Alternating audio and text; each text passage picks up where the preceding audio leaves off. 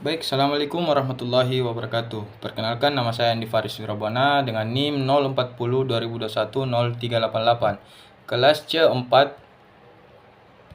Tindak Pidana Anak dan Perdagangan Orang. Dengan dosen pengampu yaitu Bapak Dr. Hardianto Janggi, SH.MH.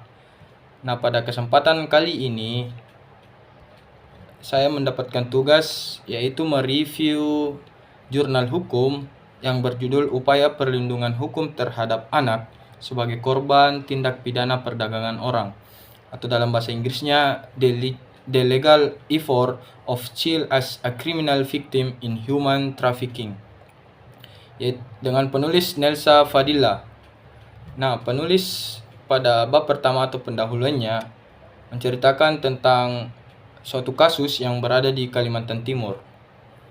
Berdasarkan berita tersebut diperoleh informasi lanjutan bahwa anak-anak yang menjadi korban perdagangan orang atau human trafficking tersebut mendapat berbagai macam bentuk eksploitasi dan kekerasan.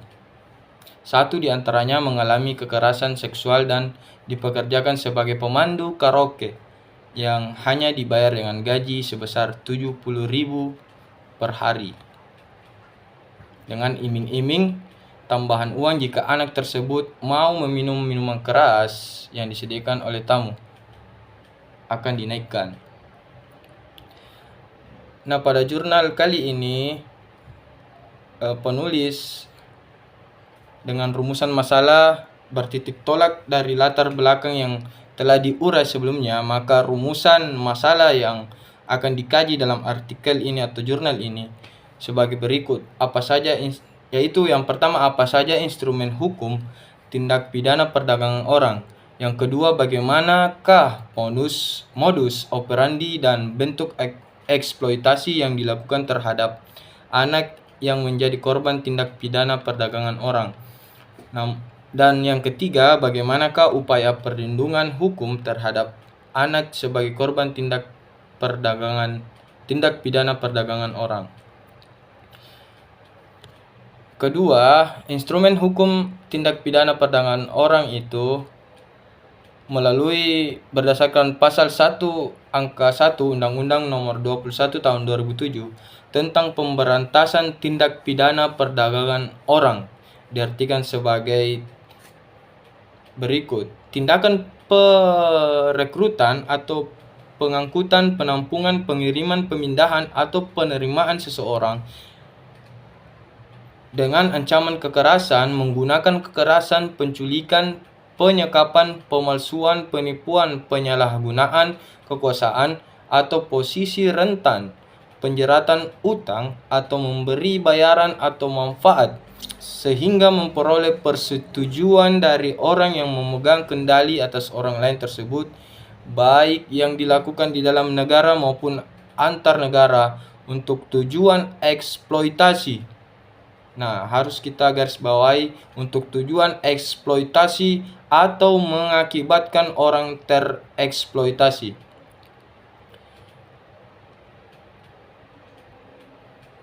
Nah, di dalam jurnal ini penulis menuliskan banyak instrumen hukum tentang tindak pidana perdagangan orang. Salah satunya dapat dilihat pada Konstitusi Negara Republik Indonesia yang secara umum telah menyebutkan bahwa warga negara Indonesia berhak atas hal-hal yang tertuang di dalam pasal 20, pasal 21 dan pasal 28B ayat 2 Undang-Undang Dasar Negara Republik Indonesia tahun 1945 yang juga sebagai dasar pembentukan Undang-Undang Nomor 21 tahun 2007 tentang pemberantasan tindak pidana perdagangan orang. Sebelum lahirnya Undang-Undang 21 tahun 2007, Kitab Undang-Undang Hukum Pidana telah terlebih dahulu mengatur tentang perdagangan orang yang termuat di dalam pasal 297 dan pasal 324 yang berbunyi, perdagangan wanita dan perdagangan anak laki-laki yang belum dewasa diancam dengan pidana penjara paling lama 6 tahun.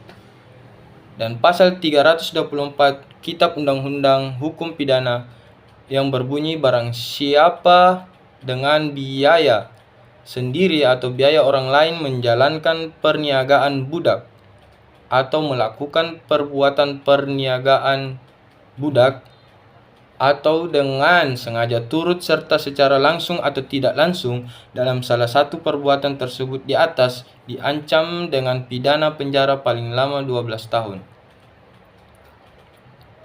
Nah, ada banyak instrumen-instrumen hukum lain yang tercantum dalam perlindungan hukum terhadap anak sebagai korban tindak pidana. Nah, kemudian penulis juga mencantumkan atau menulis upaya perlindungan hukum terhadap anak sebagai korban tindak pidana perdagangan orang.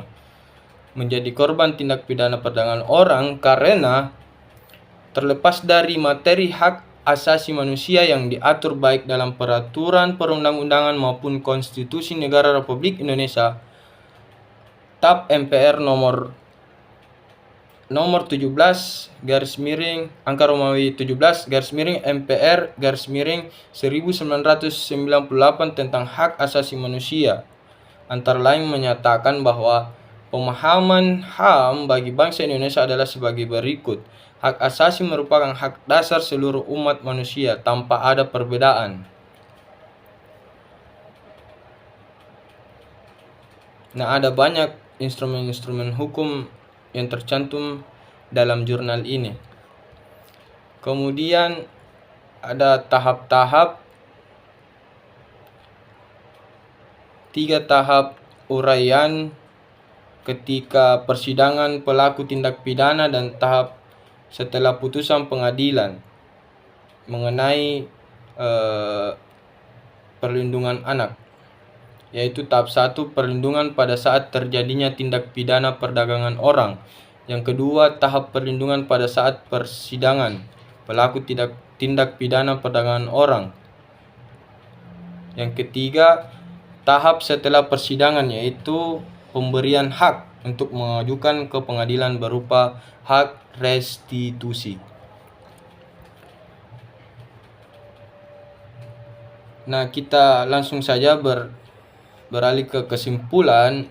Penulis menyimpulkan bahwa upaya yang dapat dilakukan dalam memberikan perlindungan hukum terhadap anak sebagai korban tindak pidana perdagangan orang secara asas legalitas telah diatur di dalam Undang-Undang Dasar Negara Republik Indonesia tahun 1945 dan aturan-aturan hukum nasional baik berupa undang-undang maupun peraturan presiden serta TAP MPR, dan juga diatur dalam ketentuan hukum internasional yang telah diadaptasi ke dalam hukum positif Indonesia. Oleh karena itu, sudah semestinya upaya-upaya melalui jalur hukum juga dapat dilakukan untuk memberikan perlindungan terhadap anak sebagai korban tindak pidana perdagangan orang, tidak hanya berbatas pada pemberian ganti kerugian atau restitusi, namun juga pada pemulihan hak-hak anak untuk dapat tumbuh dan berkembang serta mendapatkan haknya dalam bidang pendidikan, sosial, dan budaya seperti yang diamanatkan di dalam pasal 28B ayat 2 Undang-Undang Dasar Negara Republik Indonesia tahun 1945, karena masa depan tidak berbatas pada pemberian rugi atau restitusi.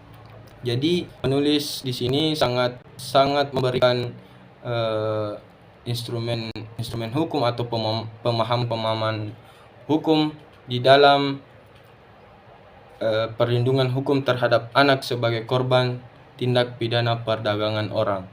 Jadi sekian dari saya, semoga apa yang saya sampaikan dapat dipahami oleh masing-masing teman-teman. Sekian, wassalamualaikum warahmatullahi wabarakatuh.